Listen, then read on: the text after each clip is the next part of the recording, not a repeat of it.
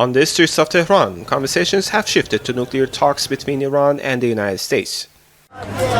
Years of sanctions, most of them imposed by Washington, have affected the lives of Iranians, with prices soaring and the local rial losing value against foreign currencies. In the face of these economic challenges, people here have different opinions and expectations of the negotiations. We must convince global players that Iran is not seeking war. We know that sanctions have affected people's livelihoods, and the country's officials must work to resolve this problem. In my opinion, negotiations are neither important nor useful because at the end of the day we live in Iran and the economic situation remains poor. The main issue is domestic mismanagement. If we can talk, why should we resort to conflict or war? However, we should not be blackmailed by the other side. If we compromise and make concessions, they will only increase the pressure on us.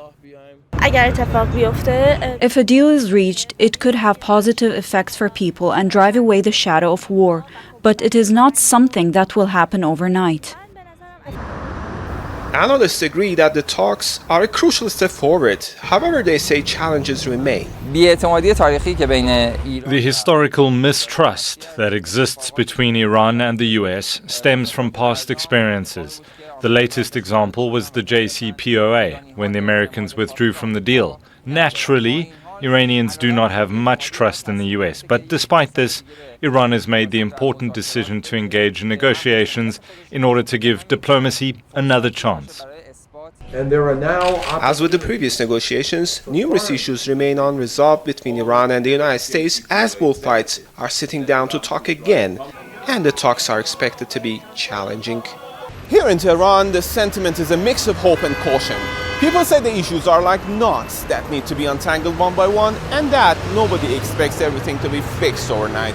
With the new round of talks, many are watching once again to see how and if diplomacy works. Tohid, Asadi, Al Jazeera, Tehran. Make sure to subscribe to our channel to get the latest news from Al Jazeera.